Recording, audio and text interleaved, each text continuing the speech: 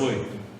A pergunta que nós fazemos hoje é: o que é a igreja? O que é a igreja? Né? E o que isso significa para nós, essa palavra igreja? O que exatamente é a igreja? O que acontece na igreja? O que é essa igreja que Jesus falou que ele iria edificar? O que vem a ser essa igreja?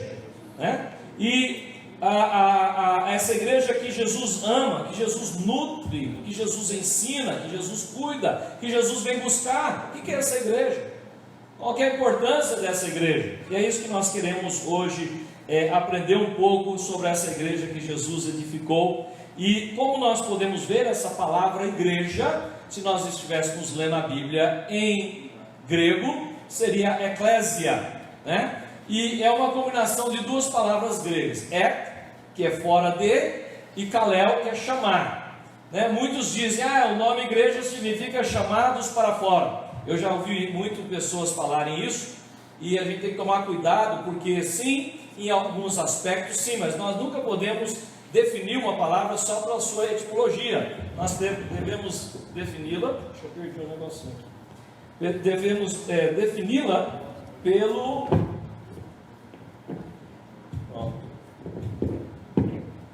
defini-la pelo seu uso no Novo Testamento. Amém? Glória a Deus.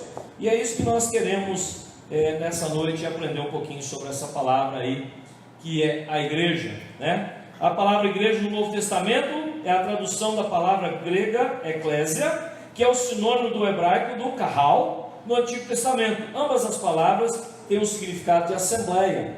Então, quando você fala assembleia, ou você fala igreja, ou você fala congregação, você está falando a mesma palavra. Então, se nós chamamos uma igreja de igreja evangélica Assembleia de Deus, nós estamos falando igreja evangélica, igreja de Deus, ou Assembleia Evangélica, Assembleia de Deus. Se nós chamamos uma igreja Congregação Cristã do Brasil, nós estamos chamando igreja do Brasil, Cristã do Brasil, né? A palavra Assembleia, a palavra Congregação, a palavra igreja é a mesma coisa, significa a mesma coisa e tem o mesmo sentido. E no Novo Testamento era usado naquela época essa palavra igreja para que as pessoas que estivessem nas suas casas, nos seus trabalhos, quando tinha uma reunião para decidir algo numa cidade, no vilarejo, que precisasse, por exemplo, aqui em Pirituba, não sei se vocês sabem, reúne-se numa regularidade os moradores do bairro, juntamente com a subprefeitura, para tomar decisões sobre o bairro. Um tempo atrás havia uma discussão sobre o terminal de trem e ônibus, porque na verdade ali onde tem o terminal de trem, aí tem uma igreja católica que tomou ali, fez um galpão. Aquela terra ali pertence ao município, ela é de vocês, os moradores do bairro, e era para ser o terminal de ônibus ali, onde as pessoas saíssem do trem, entravam no ônibus sem sair na rua. Mas porque eles tomaram aquele local, construíram um galpão e fizeram uma igreja lá, eles tiveram que fazer o terminal fora. Então as pessoas têm que andar do terminal de trem para o terminal de ônibus. E nesse andar muita gente é assaltada, mulheres são abusadas e um monte de coisa disso acontece. Não era para ser assim, né? Um tempo, mais ou menos um ano e meio atrás, houve uma reunião para decidir se ia mudar, né? Mas não mudou. Porque a igreja que está lá, ela tem um peso dentro da sociedade maior do que a própria sociedade. Eu acho que também o povo nem ficou sabendo o que ia fazer, o que ia acontecer. Algumas pessoas foram. Então, naquela época, tocava-se um sino e as pessoas eram chamadas eclésia, eclésia, eclésia, vai ter uma assembleia por algum assunto, né? E eles reuniam dessa forma. E nós podemos ver esse fato ocorrendo no Novo Testamento, aonde nós vemos aí os irmãos no fato do capítulo 19 de Atos, quando Paulo ele está pregando lá em Éfeso a palavra de Deus, e o Demétrio vendia os santinhos da deusa, e ele, com as pessoas convertendo, eles pararam de comprar os santinhos. E aí Demétrio chamou uma assembleia, todo mundo da cidade foi e reuniu dentro de um ginásio para discutir se Paulo podia continuar pregando o evangelho ou não ali. Eles queriam até matar Paulo, porque o cara estava perdendo seus negócios. Olha como é que está escrito na palavra de Deus para nós. Atos 19, versículo 32 diz assim: a assembleia, que é a palavra no grego, se você estivesse lendo grego, eclésia, estava em confusão, uns gritavam uma coisa, outros gritavam outra, a maior parte do povo nem sabia o que estava ali. O pessoal saiu gritando, eclésia, eclésia, eclésia, eclésia, juntaram todo mundo e começaram aquela luta, aquela briga lá. Mas o nome que está usando é um nome que nós hoje falamos igreja, e quando nós pensamos igreja, as pessoas pensam em quê? No prédio, que não tem nada a ver. Esse prédio aqui não é igreja, igreja somos nós, o corpo de Cristo. Nós reunimos aqui nesse prédio para cultuar o Senhor. A igreja ela pode reunir debaixo do cajueiro. Eu já reuni N vezes na África, eu vou à África quase todos os anos, estou voltando lá esse ano, no segundo semestre, na nossa missão lá, e faço N cultos debaixo de árvores, né? A igreja reúne debaixo de uma árvore, e então a igreja somos nós, o corpo de Cristo, amém? A igreja não é o prédio, apesar que muita gente acha que isso aqui é santo, e isso aqui não é santo. Quem tem que viver em santidade somos nós. Tem pessoas que acham que esse púlpito é santo, né? Tem alguns irmãos de algumas denominações que a gente contrata para arrumar uma coisa ou outra aqui na igreja. Eles chegam aqui, eles param e eu falo, pode ir, pode arrumar, porque algo que tem para arrumar é aqui. Aí eles falam, mas posso pisar no altar? Tenho a permissão, né? O altar somos nós, é você e eu. Essa parte aqui é mais alta só para vocês enxergarem melhor. Na igreja primitiva não tinha isso. Jesus nunca subiu num patamar para poder pregar, né? E fazer mais santo aquele lugar. Isso não existe, isso é criação tudo do homem, para criar diferença. E na igreja não há diferença, todos nós somos iguais. Todos nós dependemos do mesmo sangue para sermos salvos. Não tem ninguém dentro da igreja que é melhor do que ninguém. Não importa quão rico seja, quão pobre seja, quão estudado seja, quão analfabeto seja, não importa a cor da pele, não importa nada disso na igreja. Na igreja, todos são lavados e remidos no sangue de Jesus. Amém. Ninguém é melhor que ninguém. Por isso que aqui na nossa igreja não tem cadeira para os pastores sentar. Imagina o Cláudio dormindo aqui enquanto eu prego atrás de mim. Não ia funcionar, né? Glória a Deus. E eu que não consigo ficar parado, porque eu tenho formiga no corpo, né? Eu tenho energia demais. Eu atrás dele, no dia que ele prega, eu ia estar assim na cadeira, né? Igual fica ali, né? Então é melhor ficar aí no meio de todo mundo mesmo, né? Outro dia a pessoa falou assim, eu estava numa igreja e o obreiro estava lá no púlpito, a mulher estava tentando controlar as 5 crianças, não conseguia, e ele foi e deu uma bronca muito grande na esposa que ela não conseguiu. Onde que era o lugar do cara? Lá junto com a mulher controlando os filhos, né? O lugar dele era lá, não era no púlpito. Mas são costumes humanos, criados por humanos, e nós não temos base nenhuma bíblica para isso. Na Bíblia todos são iguais, todos nós somos sacerdotes reais do Senhor, amém? E aí o que aconteceu lá em Éfeso? Depois que eles discutiram, não chegaram a fim nenhum, porque o que o cara estava querendo fazer era proibir Paulo de pregar o Evangelho. Eles falaram assim, então é o seguinte, se há mais alguma coisa que vocês desejam apresentar, isso será decidido em outra eclésia. Nós vamos colocar outra, porque essa aqui já virou bagunça. Porque a maioria das pessoas que estavam lá nem sabia porque estavam lá, né? Então era uma palavra muito usada no Novo Testamento. Inclusive quando Estevão prega em Atos capítulo 7, e ele começa a narrar sobre o povo de Israel e sobre o momento no qual Moisés recebe os 10 mandamentos, o que ele fala no versículo 38? Ele estava na congregação, né? Deus estava na congregação, na eclésia, no deserto, quando o anjo lhes falava no Monte Sinai com os nossos antepassados e recebeu as palavras vivas para transmiti-las. Então Moisés estava lá e o povo estava lá reunido como? Congregação. No original, em grego, está escrito eclésia neste lugar. Então nós podemos ver que é um nome comum, um nome usado, e era um nome que significava exatamente esse fato das pessoas reunirem por um motivo. O nosso caso, nós não vamos à igreja, nós vamos ao culto porque nós somos igreja. E quando nós reunimos como assembleia, ou como congregação, ou como igreja, eclésia, nós viemos para cultuar.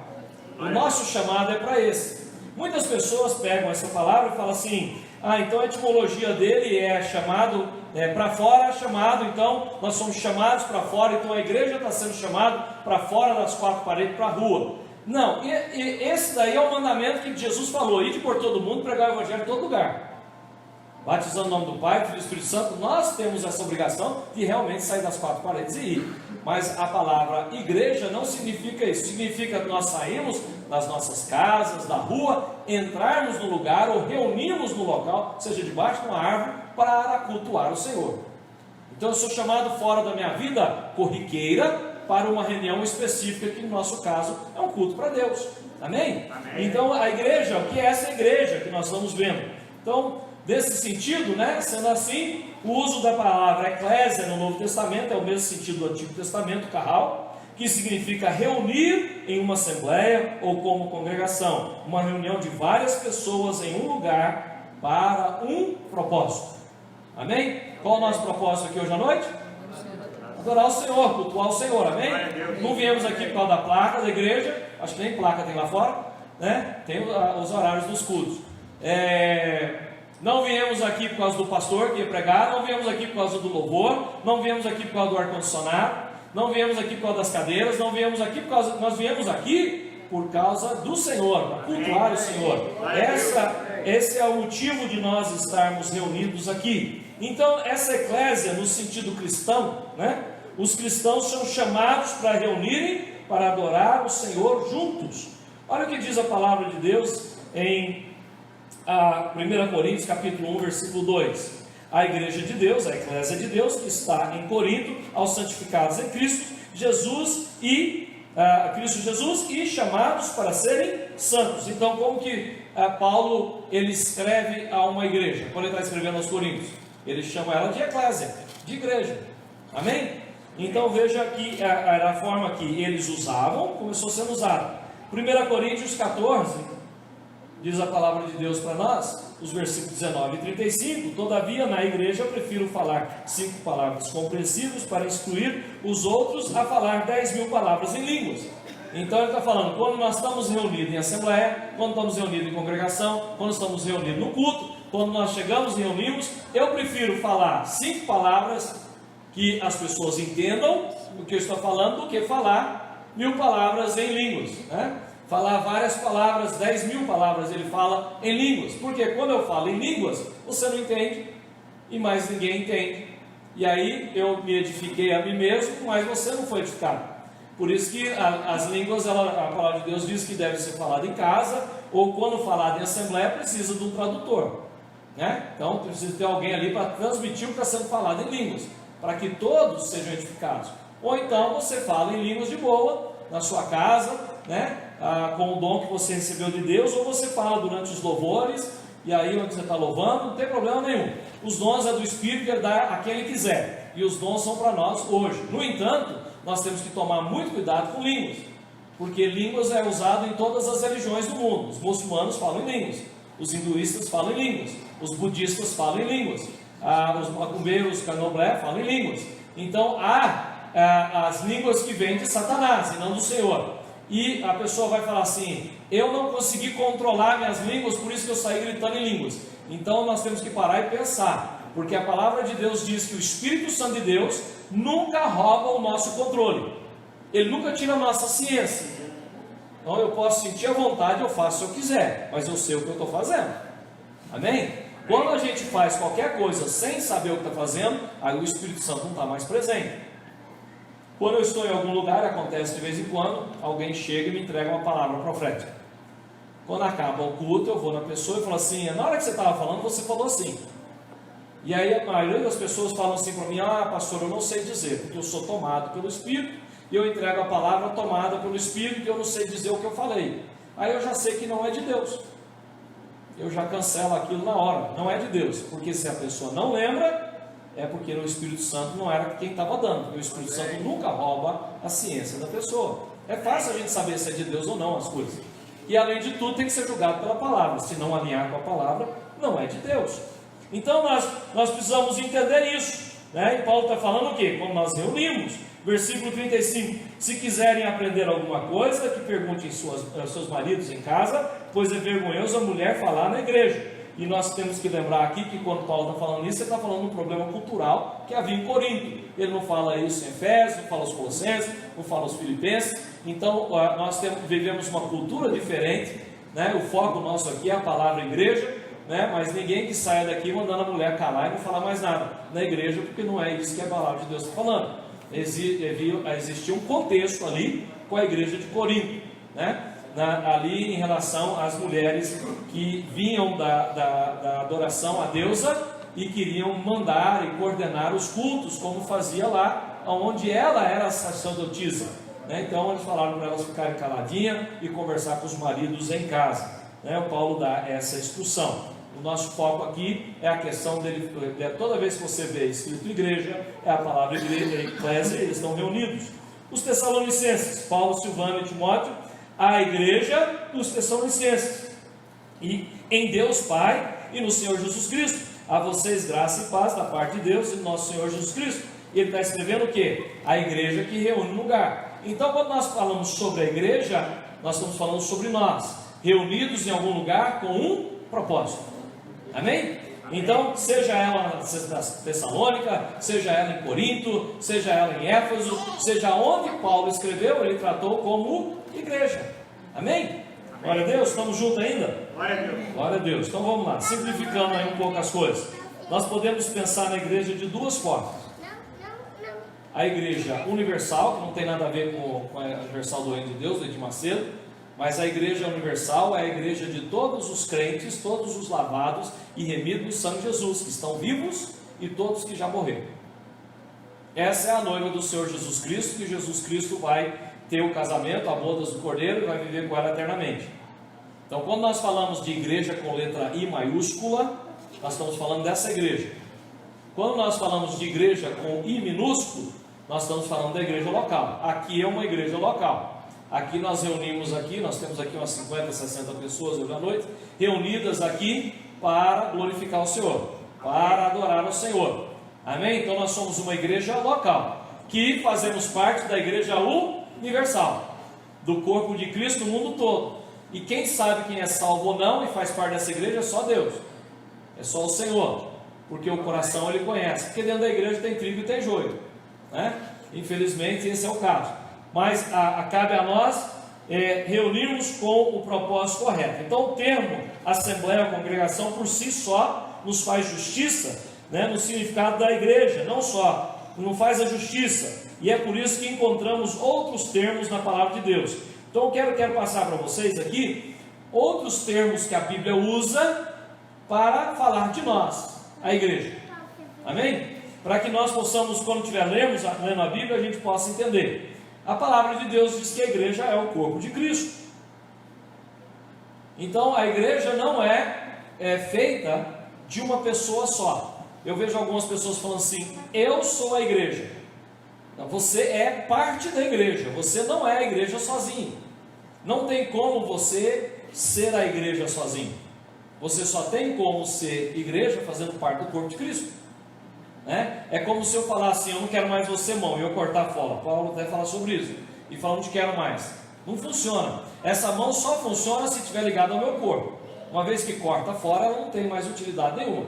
Ela perde os seus movimentos e a sua vida, não é assim que funciona?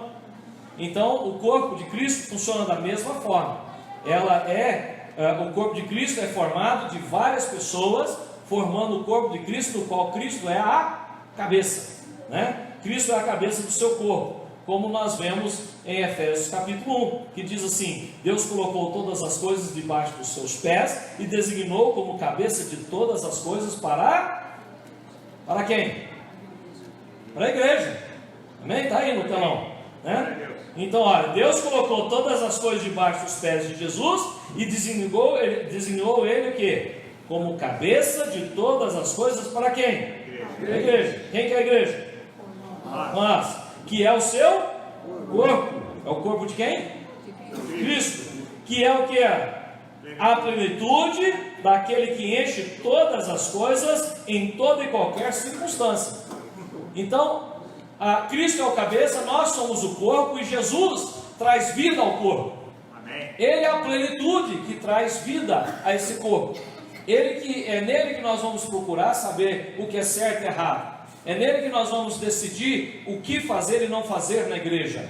É Cristo Jesus que é o cabeça. Não sou eu, não é o Cláudio, né? E não é qualquer outro pastor, ou bispo, ou apóstolo, seja o que quiser chamar, missionário na face da terra. O cabeça é Cristo. Glória a Deus. Nós somos o corpo, né? Então, essa metáfora que é colocada entre Cristo cabeça e nós como corpo, nós desfrutamos com Cristo isso, porque Ele sendo cabeça e nós o corpo, é Ele quem nos alimenta. Olha o que diz a palavra de Deus em Colossenses capítulo 2:19. Trata-se de alguém que não está unido à cabeça. Ele está falando de uma pessoa que não estava fazendo parte do corpo de Cristo por causa de se afastar da presença de Deus, a partir do qual todo o corpo é sustentado e unido por seus ligamentos e juntas, efetua o crescimento dado por Deus. Então nós somos o corpo de Cristo e nós estamos sendo alimentados por Cristo, né? Nós somos membros do corpo de Cristo, como diz em 1 Coríntios 12:27. Ora, vocês são o corpo de Cristo e cada um de vocês individualmente é membro deste corpo. Então vamos dar uma parada aqui para nós entendermos isso. Nós somos um corpo, mas cada um de nós nesse corpo tem o nosso papel. Está vendo a palavra individualmente? Você não é parte do corpo individualmente. Você dentro do corpo tem individualmente a sua tarefa. Aí a pergunta é o seguinte: você está fazendo a sua parte dentro do corpo? Eu estou fazendo a minha parte dentro do corpo? Nós temos que parar e pensar, porque muitas vezes nós temos dons, temos talentos e tudo mais, mas não estamos fazendo. Tem pessoas, por exemplo, que, vamos dizer, a mãe está doente, o marido e os filhos não vêm no culto, porque eles todos viraram médico, né? Então eles vão todos cuidar dele, porque a fé está na mãe ou está no Senhor? Tem pessoas que, se a tal pessoa estiver pregando, ele não vai. Se o outro estiver pregando, aí ele vai. A fé dele está no Senhor ou está no homem? Então nós temos que prestar atenção onde está a nossa fé e se eu estou fazendo a minha parte do corpo. Porque a minha fé, ela é uma fé que eu crio no Senhor Jesus Cristo, eu crio. E aí eu passo a fazer parte do corpo. E eu tenho que fazer o meu papel dentro do corpo. Então a fé da minha mãe e do meu pai não me salva. A minha fé não passa para os meus filhos. Aqueles que conhecem o meu filho Isaac, que é nosso filho, né? A Mônica também é a mãe dele. Você acha, né? Vou deixar você ser mãe dos meus filhos também. O Isaac, ele, dos 8 anos de idade aos 18 anos de idade, ele só tinha uma coisa na cabeça: futebol, futebol, futebol, futebol, futebol, futebol. Futebol, ele queria ser um jogador de futebol profissional. Aí, ele quando tinha 18 anos, ele estava jogando aqui em São Paulo e tudo mais, ele resolveu nas férias do Natal, orar. Ele entrou para o quarto para orar. E ele começou a orar e o Espírito Santo deu uma visão para ele. E uma das coisas que Deus falou na visão para ele é que ele ia à igreja, ele estava na igreja, ele congregava, ele participava dos cultos, mas ele não era igreja. Ele tocava bateria, ele conversava com as gatinhas depois do culto, né? Ele vinha nos cultos e tudo mais, mas ele não tinha compromisso com Deus. Não orava todo dia, não lia a Bíblia todo dia, não adorava o Senhor, que ele ficava ouvindo no fone de ouvido, as músicas aqui, né? Quando chega no meio dos outros jogadores de futebol, todo mundo sabe e tal, né? Então, aí ele ia andar, ele andava igual jogador de futebol, né?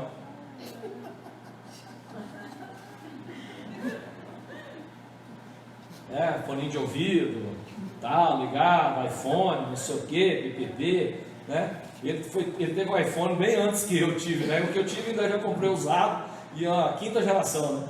Mas aí o que acontece? Já estava todo. Aí Deus falou: cara, você vai na igreja, você estava na igreja, mas você não faz parte da igreja. E começou a falar com ele.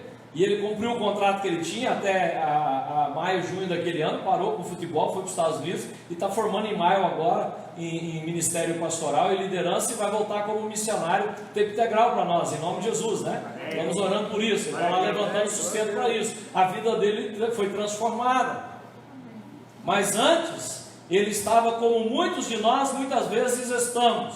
Nós vamos aos cultos, nós cantamos os louvores, nós até tocamos o instrumento, até ministramos a palavra ou louvor, mas não estamos sendo igreja, né? Tanto que a própria palavra de Deus diz que muitos vão falar: no teu nome eu expulsei demônios, no teu nome eu curei, no teu nome isso e aquilo, e o Senhor vai falar: eu não te conheço. E ali ele está falando com pastores, com líderes, com pessoas que estão fazendo a obra: não te conheço, afasta de mim. Porque a pessoa, se eu expulsar um demônio em nome de Jesus, ele vai sair.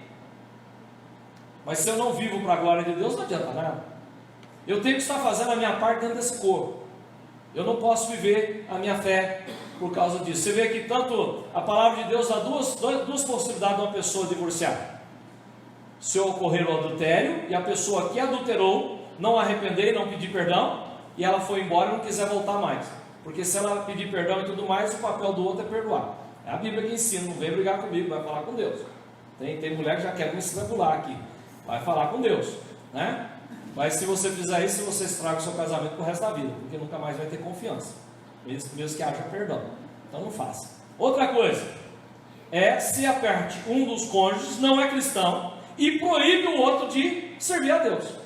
Você não vai na igreja, você não vai servir a Deus, não te aceita você como cristão. A palavra de Deus diz que a pessoa pode separar dessa pessoa, e inclusive diz que a pessoa que separou está livre para casar de novo, nesse caso, né? Então veja a importância da pessoa estar fazendo parte do corpo de Cristo. Porque se ela pudesse simplesmente ser uma crente lá e nunca vir na igreja, nunca participar, nunca fazer nada, porque o marido dela não deixa ela fazer nada, a palavra de Deus não ia falar que ela pode fazer isso. É muito importante nós fazermos o nosso papel dentro do corpo de Cristo. Hoje de manhã eu mencionei, a minha esposa, ela, depois que ela teve tumor cerebral, não pode vir aos cultos de manhã, não tem condição. Ela demora 2 horas para enxergar todo dia cedo. Se ela vier no culto de manhã, ela não consegue vir no de tarde. Para vir no de manhã, ela já vai vir já com o corpo do lado direito tremendo. Não adianta, então é melhor deixar ela em casa. Mas eu não deixo de vir. Eu estou aqui de manhã, 10 horas, na verdade 9 horas, né? 10 para as 9 eu já estou aqui, né? E vem, glória a Deus. Quando ela fica doente, ela está medicada em casa, eu venho do mesmo jeito, eu não sou médico. Eu tenho fé que o Espírito Santo está lá com ela. Mas eu não deixo de vir servir meu Deus porque minha esposa está doente. Nunca deixei, né? Então nós precisamos entender isso. E se hoje ela virasse para mim: eu não quero mais servir Deus, eu não creio mais em Deus, e se você continuar indo na igreja, eu não quero mais ficar casado com você, sabe o que ela vai ouvir? Bye bye, so long, farewell. E é a mesma coisa que ela falaria para mim se eu falasse isso para ela. Porque eu falo para vocês jovens aqui essa noite: se você for casar com alguém, casa com alguém que ame mais Deus do que você. Se você quer um casamento que presta, case com alguém que ame mais Deus do que você.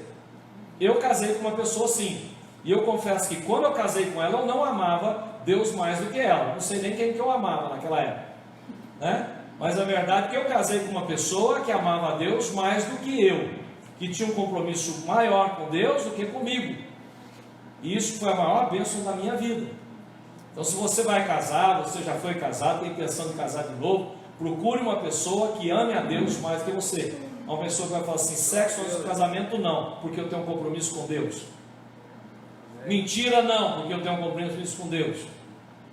E eu falo aqui de frente da Mônica, 31 anos de casado fizemos em janeiro. A Mônica nunca, eu pelo menos não descobri, nunca mentiu para mim. Nunca consegui pegar ela numa mentira em 31 anos. Sabe por quê? Ela tem compromisso com Deus antes de ter compromisso comigo. Então procure pessoas assim para se relacionar. É amigos, quer ter amigo de verdade? Procure amigos que têm compromisso com Deus. Amigos que te aproximam de Deus. Amém. Porque amigos que te tiram da igreja, da obra de Deus, não são amigos. Procure pessoas para se relacionar que te levam para perto de Deus, mais perto de Deus, mais perto de Deus.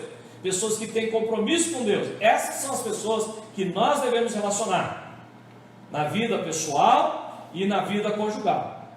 E aí nós vamos longe.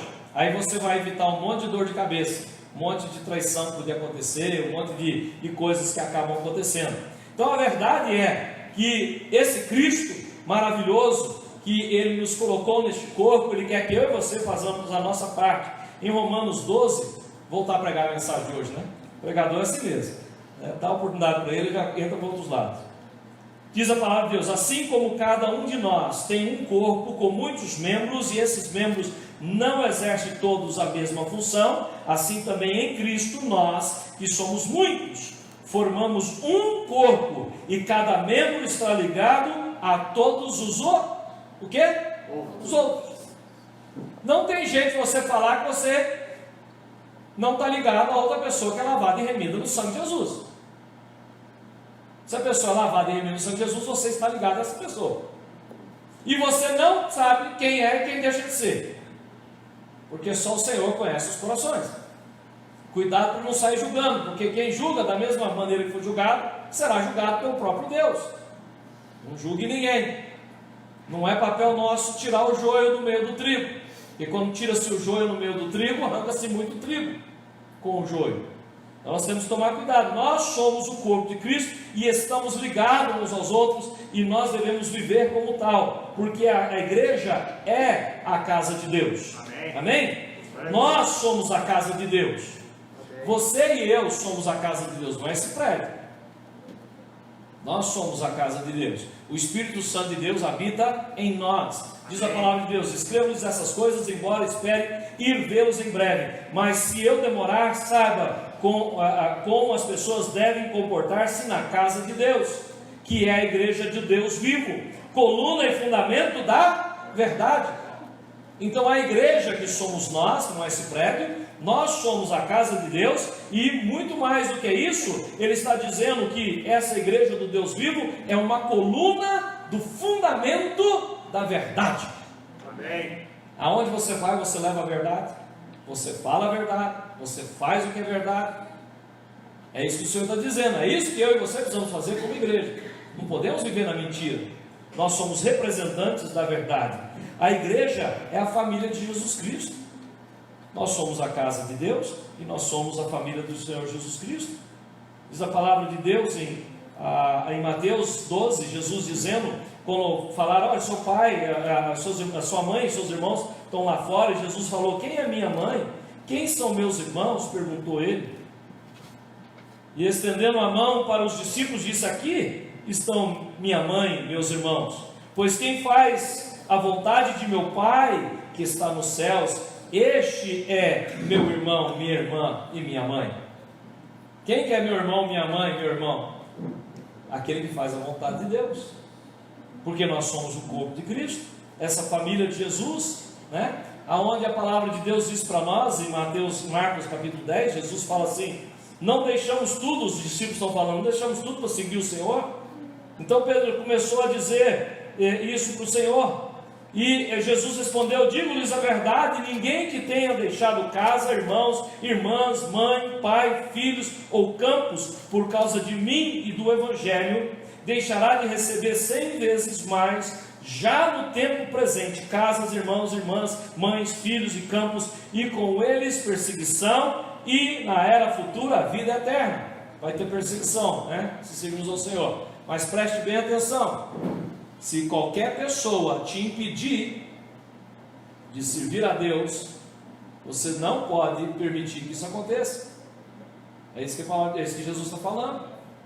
Às vezes nós somos obrigados a ter um pai que proíbe os filhos de servir ao Senhor. O filho chegou na maturidade de 18 anos, ele tem a decisão dele: eu vou servir o Senhor, eu não vou deixar de servir o Senhor. Nós tínhamos uma vizinha lá de casa que a mãe dela proibia as filhas de ir na igreja, e elas queriam batizar, e aí permitiu ir nos cultos, e elas queriam batizar, não proibia, deixava. O dia que ela completou 18 anos, tanto a Valéria quanto a Valquíria completou 18 anos, elas foram batizadas, porque elas já eram de maiores. Elas falaram: nós vamos servir o Senhor, e estão servindo o Senhor até hoje. Amém. E com isso a mãe acabou convertendo, passado algum tempo. Glória a Deus. Né? Mas elas tomaram a posição. É incrível isso, porque às vezes eu vejo, inclusive na igreja, pais de filhos crentes que proíbem o filho de vir no culto. O filho quer vir no culto, quer fazer a obra, quer tocar um instrumento, quer participar. Não, hoje você não vai, você vai ficar em casa. Eu fico assim. E o pai e a mãe é crente. Onde está a cabeça de fazer isso com o filho? Né? Mas fazem, tem gente que faz. Então, na família de Jesus, na sua igreja, nós devemos tratar todos com respeito. olha aqui que a palavra de Deus, a palavra de Deus cobre tudo, né? Não repreenda asperadamente o homem idoso, mas exorte-o como se ele fosse seu pai.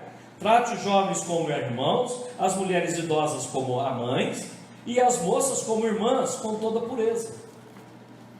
Na igreja, entrou aqui dentro, por isso que a gente chama todo mundo de irmão e irmã, porque nós somos lavados e remidos no sangue de Jesus, e nós somos filhos do Deus Altíssimo por adoção. E nós devemos tratar as pessoas de mais idade com respeito, como se fosse um pai, como se fosse uma mãe.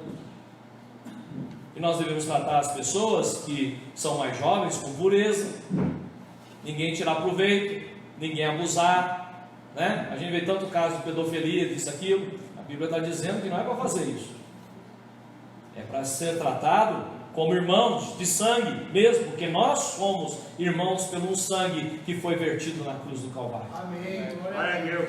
E esse sangue de Jesus nos purifica de todo pecado. A igreja, nós, eu e você, somos o templo de Deus, né? Ou seja, né, a palavra de Deus mora, santuário santo e morada do Deus vivo, diz a palavra de Deus em Efésios: portanto vocês já não são estrangeiros nem forasteiros, mas co-cidadãos dos santos e membros da família de Deus, edificados sobre o fundamento dos apóstolos e dos profetas, tendo Jesus Cristo como a pedra angular. Vou parar aí. Pedra angular é a fundação que segura. Naquela época eles iam construir uma casa, tinha que ter uma pedra, uma rocha, e daquela rocha saíam as paredes. Então o que ele está dizendo a palavra de Deus é que o fundamento, a sapata que segura a fundação é Jesus. A fundação que faz aquela em volta, onde vai subir as paredes, é as doutrinas dos apóstolos e dos profetas.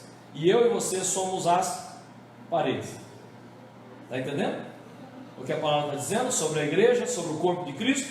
Nós estamos fundamentados em Jesus Cristo, o qual todo edifício é ajustado e cresce para tornar-se um santuário santo no Senhor. Nele vocês também estão sendo juntamente edificados para se tornarem morada de Deus por seu Espírito. O Espírito Santo de Deus vem habitar em nós para nos preparar para nós cada dia mais nos tornarmos o quê? Morada de Deus. Amém. Santuário santo. E aí o que diz a palavra de Deus em 1 Pedro 2,5? Vocês também estão sendo utilizados como pedras vivas na edificação de uma casa espiritual para serem sacerdócio santo, oferecendo sacrifícios espirituais aceitáveis a Deus por meio de Jesus Cristo. O que a palavra de Deus está dizendo? Jesus é a pedra angular, a doutrina dos apóstolos e profetas é a fundação, e nós somos essas pedras vivas, que estamos levando vida aonde nós vamos. Eu e você somos as pedras vivas do Senhor, no qual nós todos somos o quê? O que está dizendo aí? Tem alguém ainda aí comigo? Amém. O que está dizendo o texto? Sacerdócio santo. Eu e você somos sacerdote santo. No Antigo Testamento separava-se algumas pessoas para serem sacerdotes. O sacerdote que estava servindo, ele oferecia sacrifício.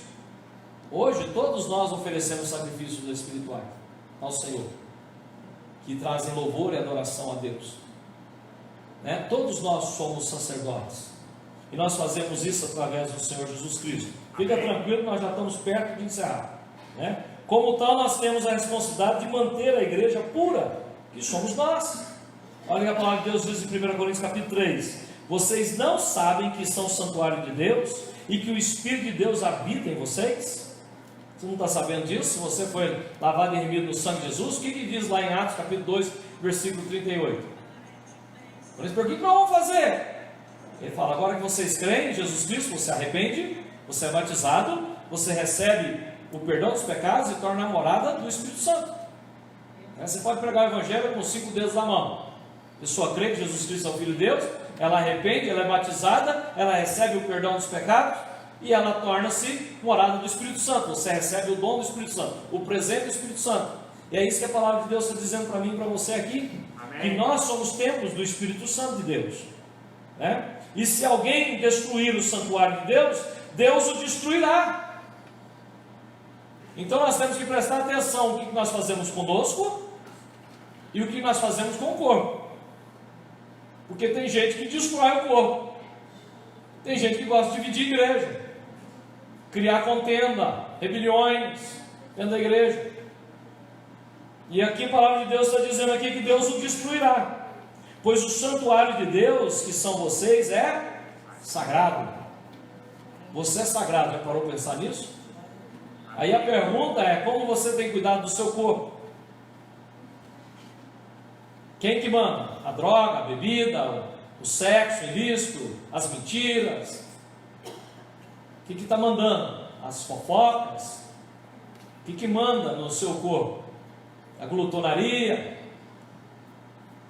A vida sedentária? Como é que nós estamos cuidando do templo do Espírito Santo? Como é que está o corpo? Então nós precisamos ver como nós estamos cuidando do nosso corpo. E a palavra de Deus continua dizendo para nós aqui em 1 Coríntios capítulo 6. Diz assim: mas aquele que se une ao Senhor é um espírito com Ele. Você foi lavado e remido no sangue de Jesus? Amém. Você é um espírito com Deus. Amém? Glória a Deus. Eu não sei, para mim, só isso aqui eu podia passar o resto do mês dando gargalhada.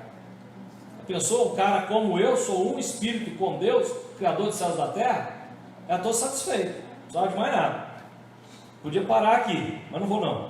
Vou continuar. Tem gente que falou assim, não, tomara que ele pare. Vamos lá. Fuja de toda imoralidade sexual.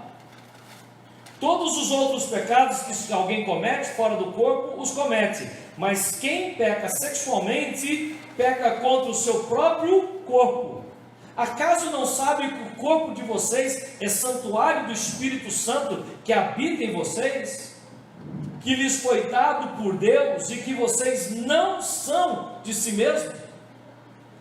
Você não te pertence. Uma vez que você é lavado e remido do sangue de Jesus, você pertence a Deus. Amém. Você não é mais o seu dono. Não é mais para você tomar a decisão, é para Ele tomar as decisões para você. O irmão outro dia me contava que depois que ele aprendeu que o 100% que ele ganha é de Deus e não só 10% que ele dava de dízimo, a vida dele financeira mudou. Mudou. Porque ele entendeu que os outros 90% também são de Deus. E que antes de gastar ele tem que perguntar para Deus se deve gastar com aquilo ou não. Ele passou a ter uma vida abençoada financeiramente. Tem gente que fala, não, eu vou dar os meus 10 para Deus, já paguei a minha parte, agora com os 90 eu faço o que eu quero. Não é assim. Você é de Deus. Tudo é de Deus. A sua roupa é de Deus. O seu carro que você usa é de Deus. A casa onde você mora é de Deus. O seu trabalho foi Deus que deu para você. O ar que você respira é de Deus, não é seu. Então nós temos que mudar essa mentalidade nossa e começarmos a entender que Deus é dono de tudo. Nós não somos de nós. Vocês foram comprados por alto preço, portanto glorifiquem a Deus com o corpo de vocês. Eu glorifico a Deus com o meu corpo?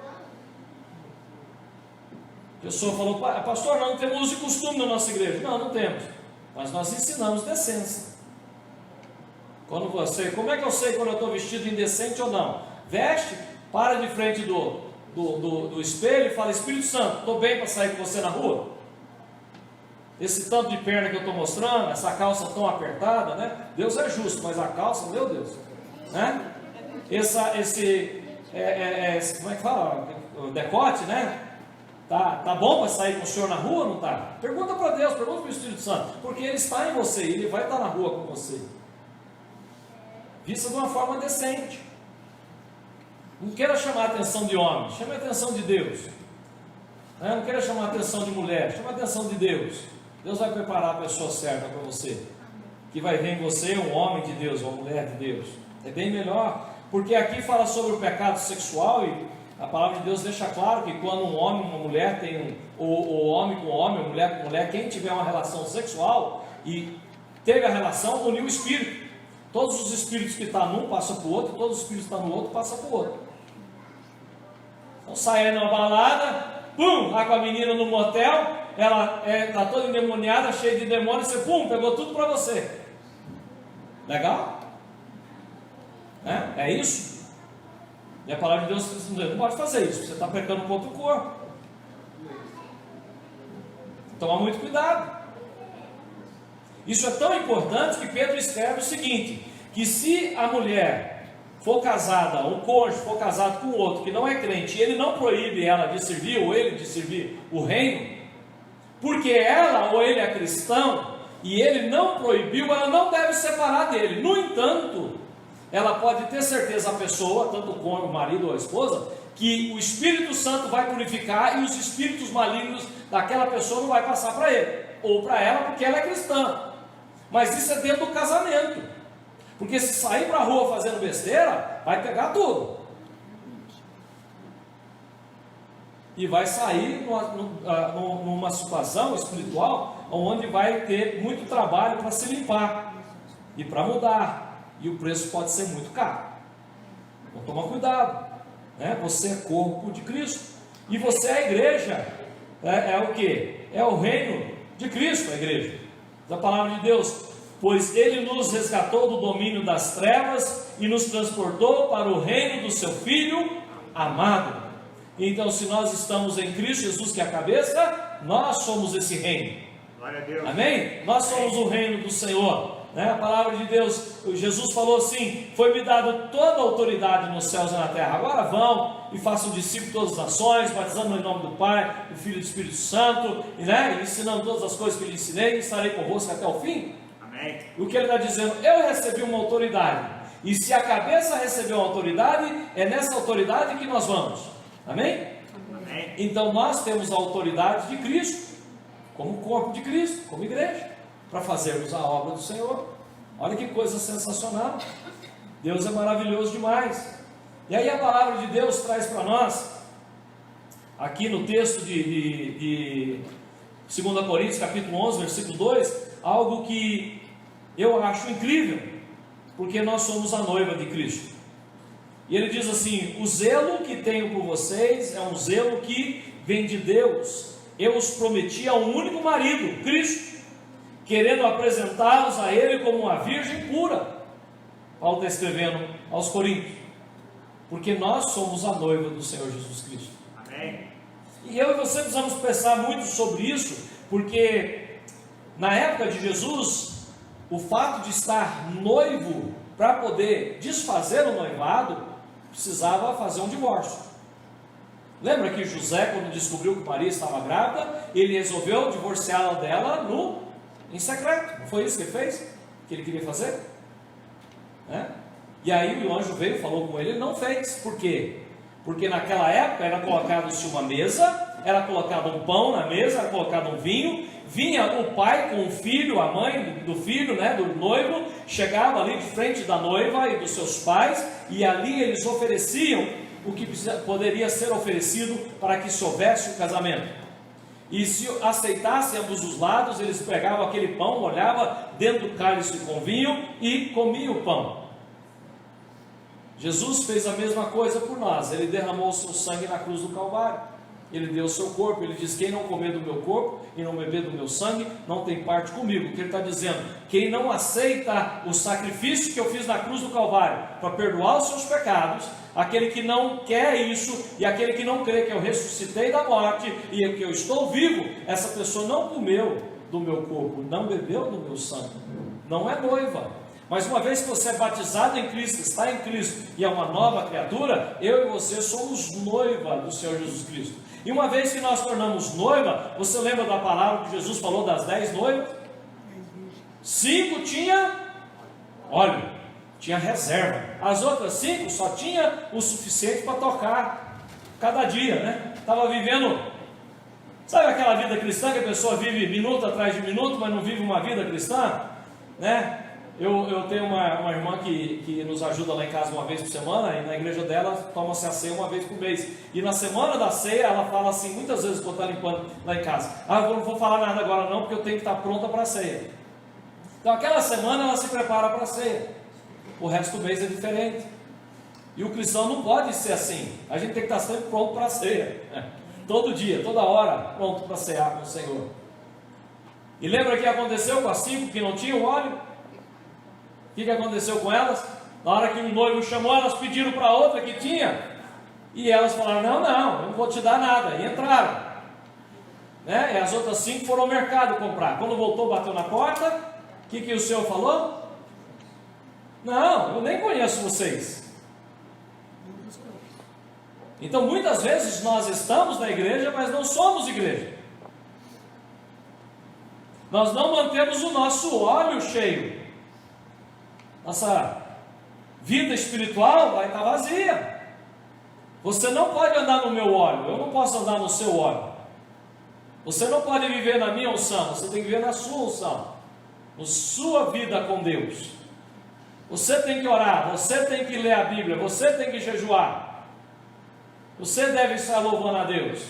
Não adianta nada eu fazer isso a semana toda, chegar aqui para pregar, e você a semana toda não leu a Bíblia nenhuma vez, nem orou nenhuma vez, nem buscou a Deus. Nós temos que manter a nossa botija cheia de óleo, cada um de nós fazendo a nossa parte, amém? Para que juntos sejamos a igreja do Senhor Jesus Cristo. Última passagem, Apocalipse capítulo 19, diz assim para nós: então ouvi algo semelhante ao som de uma grande multidão, como o estrondo de muitas águas, e fortes trovões que bradavam: aleluia! Pois reina o Senhor, o nosso Deus, o Todo-Poderoso, aleluia. Regozijemo-nos, vamos nos alegrar e dar-lhe glória, pois chegou a hora do casamento do Cordeiro, e a sua noiva já se aprontou. Quem que é a noiva? Nós, o corpo de Cristo, eu e você que somos lavados e remidos no sangue de Jesus. Versículo 8: foi-lhe dado para vestir-se linho fino, brilhante e puro. O linho fino são os atos de justos dos santos. Prestou atenção? Está falando aqui? A sua roupa celestial, você está fazendo ela aqui? Com os seus atos aqui na terra? Um tempo atrás eu preguei nesse texto, alguns anos atrás, e eu falei que vai ter muita gente no céu de mini saia. Fiz uma brincadeira, porque é o meu e o seu ato de justiça que nós fazemos para a glória de Deus. E eu posso fazer tudo para a glória de Deus. Eu posso varrer um chão para a glória de Deus, posso limpar um banheiro para a glória de Deus, eu posso lavar uma vasilha para a glória de Deus, eu posso trabalhar em qualquer empresa para a glória de Deus, eu posso dar um copo de água para qualquer pessoa para a glória de Deus, eu posso visitar qualquer pessoa em qualquer presídio para a glória de Deus, em qualquer hospital. Lembra quando Jesus falou: olha, eu tive sede, vocês me deram que beber? E eles perguntam: mas quando foi isso? É quando alguém tem e você não dá, você não está deixando de fazer o que você deve fazer como cristão. Eu tive sem roupa e você não me deu o que vestir. Eu disse: mas quando é que o senhor não teve com roupa? Né? Nós estamos vendo o senhor com roupa o tempo todo. Não, são pessoas que não têm roupa e você não dá a roupa para ele vestir. Tem um vídeo que passa aí para todo lado, onde o cara está no metrô lá nos Estados Unidos e ele vê um senhor sem camisa e ele tira a camisa e coloca nele, porque ele tem a camisa de baixo, né? Tem pessoas que usam duas camisas como eu, então ele tinha de baixo, tirou de cima e deu para a pessoa que não tinha nenhuma. Mas eu tenho certeza que se ele não tivesse duas, aquele rapaz era capaz de dar a dele e ele ir embora sem camisa, porque ele tem um coração bom. Provavelmente estava fazendo para a glória de Deus mesmo. E muitas vezes eu e você vemos o outro necessitado, mas a gente fala que não é o problema nosso, o problema é do governo, o problema é dele. Deve ter feito alguma coisa para estar vivendo assim, é escolha dele, e agora é que pague. E nós tomamos essas decisões do que nós darmos o copo com água, o prato com comida, a roupa para vestir. Eu louvo a Deus por essa igreja, e todo domingo de manhã os irmãos vão, 6 horas da manhã estão aqui preparando café da manhã e levam para vocês na rua. Os irmãos que estão aqui hoje, que recebeu o café da manhã lá. Amém. E depois preparam uma janta gostosa, igual vocês comeram aqui hoje. Né? O pessoal que veio lá do CTA e pode jantar. Eu amo essa igreja por esse trabalho. Né? Que está pronta para servir o próximo. Eu amo os irmãos que fazem isso. Né? Que coisa sensacional. E o anjo me disse: escreva: felizes os convidados para o banquete do casamento do Cordeiro. E acrescentou: essas são as palavras verdadeiras de Deus. Que nós sejamos a noiva do Senhor Jesus Cristo. Amém. Enquanto o pessoal do louvor está vindo, vamos concluir. O que nós aprendemos hoje? O que é a igreja? O que é a igreja? Usado em seu sentido universal, a igreja é uma grande assembleia, uma grande comunhão de pessoas composta por todos aqueles que são lavados e remidos no sangue de Jesus, sejam eles que estejam vivos ou os que morreram no Senhor, dormiram no Senhor, como diz a palavra de Deus. Não tira não, volta aí, não terminei? Ó, gente, glória a Deus. Para ilustrar as bênçãos do Senhor, glória a Deus, está chegando, irmãos. Essa turma é uma bênção, né? Glória a Deus. Para ilustrar aí para nós as bênçãos e o privilégio dessa grande comunhão, a igreja também é chamada de quê? Corpo de Cristo, casa de Deus, família de Jesus, templo de Deus, o reino de Cristo, a noiva de Cristo. Você é tudo isso. Eu sei que as mensagens sobre o que é a igreja, elas estão sendo um pouco longas, porque não tem como falar da igreja pouco. E eu digo para vocês, era para me preparar 12 mensagens, e quando eu fui escrever tudo sobre a igreja, deu 16 mensagens. Porque não dá para escrever só 12 mensagens, todas elas compridas como essa. Costumeiramente, em 35 minutos a gente já terminou de pregar, e já está orando por vocês. Os visitantes nos deram aí um alento hoje, que a gente passou um pouquinho do horário, né? O pessoal da casa já está acostumado. Mas a verdade é que essa é a igreja que Jesus edificou, que é a porta da morte, Hades significa morte, ela não poderá vencê-la. Se você morrer hoje, você está em Cristo, você tem a vida eterna. Se alguém te matar hoje por causa do Evangelho, o Evangelho não vai morrer, a igreja não vai parar. Mataram Jesus, ele ressuscitou. Mataram os apóstolos, a igreja continuou. Matam irmãos todos os dias no mundo todo, e a igreja não morre, porque a igreja nunca vai morrer, porque a morte não tem poder sobre a igreja. Por isso que aqueles que morrem em Cristo têm a vida eterna.